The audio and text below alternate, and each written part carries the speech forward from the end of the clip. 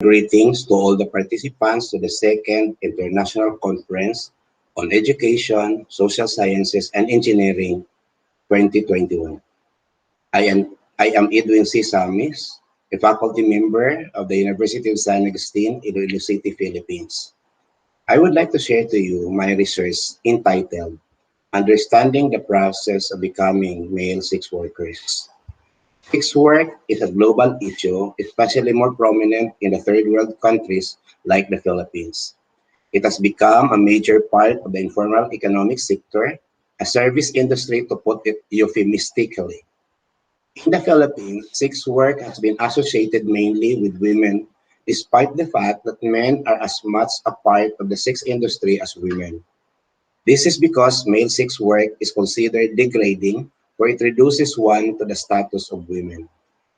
This study is anchored on theory-generating mode of inquiry and focused on grounded theory methodology. In grounded theory, according to Paine and Paine, the investigator as the primary instrument for data collection and analysis assumes an inductive stance and strives to derive meaning from the data. The present study aims to understand the process of becoming male sex workers and the manner they are placed in the context of social reality. Specifically, this research would like to answer the following questions. One, what has led males to engage in commercial sex work? Two, what is the process of becoming male sex workers? Three, what do they construct themselves as male sex workers? And finally, what tensions have they experienced in becoming male sex workers? And how do they manage these tensions? Grounded theory was used to elicit the participants' descriptions as interpretations of their social reality as male sex workers. For this study, the researcher utilized interpretivism as a theoretical research perspective. The data generation includes in-depth interview using an interview guide. Grounded theory research is a qualitative tradition built on compared concepts. Proponents of the constant comparative method have suggested that similar data are grouped and conceptually labeled during a process called open coding. Then concepts are categorized. Categories are linked and organized by relationship in a process called axial coding. Conditions and dimensions are developed, and finally, through an interpretive process called selective coding, a theory emerges. Grounded theory is simply the generation of theories from data. The study was conducted in the flourishing, highly urbanized city in Region 6. The city is a promising economic hub outside Metro Manila, as exemplified by the sprouting like mushrooms of commercial and industrial establishments, including gay bars. The participants in this study are categorized into establishment-based sex workers and freelance sex workers. Participation was voluntary and anonymous with either written or verbal informed consent. Information from ancillary sources was considered in order to enrich the data provided by the participants. The data collection for this type of research strategy included the following: transcripts of the interviews, field notes, official documents, information from informants, and an obtrusive observation.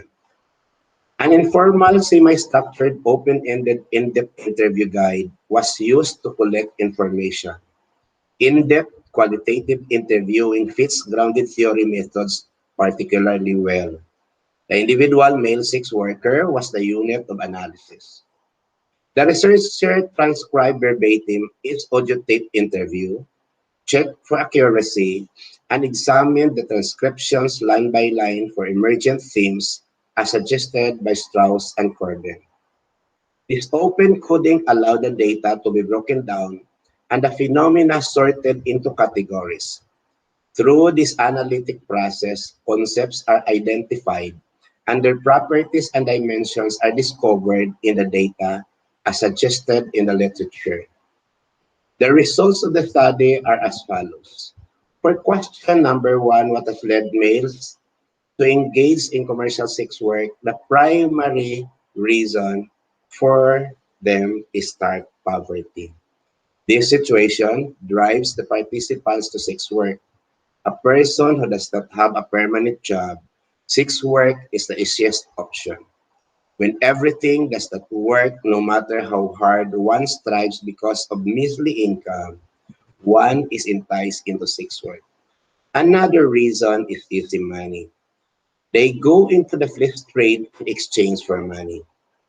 To them, sex work is an easier way to earn an income because they have no education to back them up for gainful employment opportunities. Another reason is broken family. A child belonging to a broken family has no one to depend on when they need financial assistance. The best way to earn a living is to look for a source of livelihood, even if this means engaging in sex work. For the question, what is the process of becoming male sex worker? The participants in this study disclosed that becoming a sex worker is not based on formal training. Instead, this work is learned spontaneously or accidentally. What do they conduct themselves as sex workers? Many of them claim that they are confident of their sexual orientation because a man is always a man, no matter what. They also conduct themselves as callboy, entertainer, or dancer. Freelance sex workers categorize themselves as callboys in the literal sense, while positioning themselves in malls or some strategic areas. They wait until approached by a potential customer.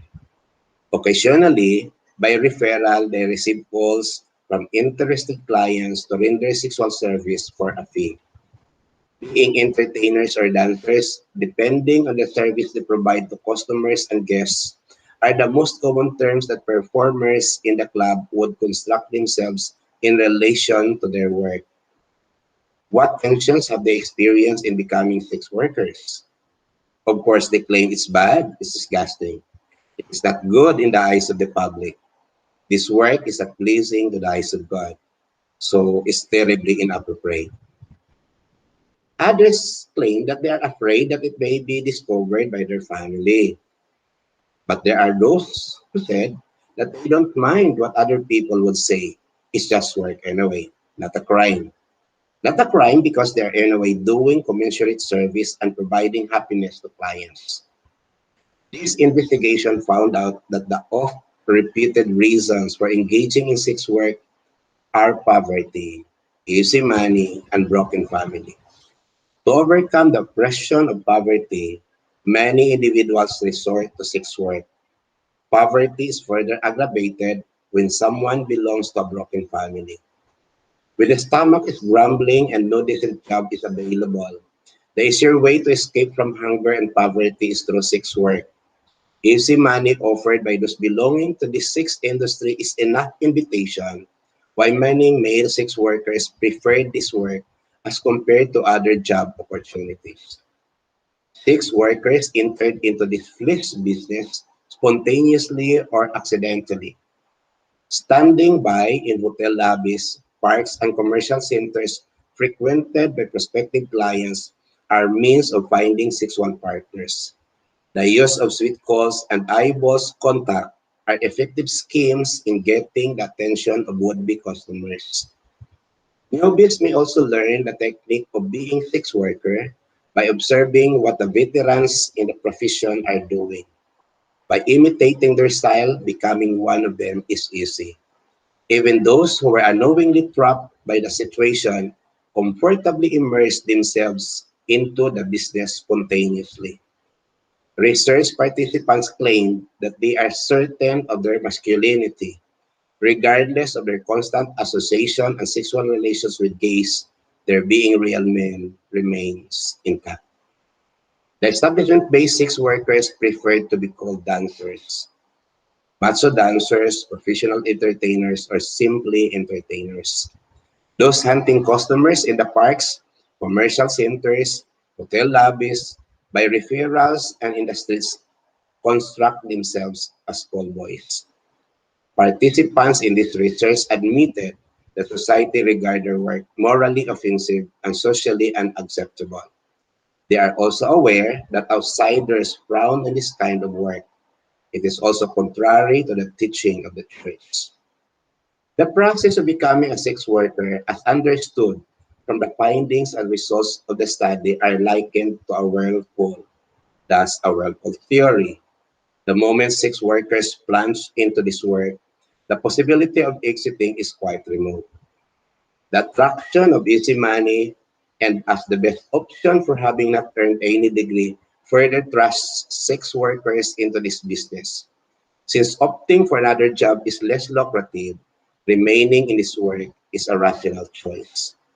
Regardless of the reasons of engaging in sex work and the strategies employed in addressing tensions related to their work, the participants in the study justified their decisions and activities in line with the business.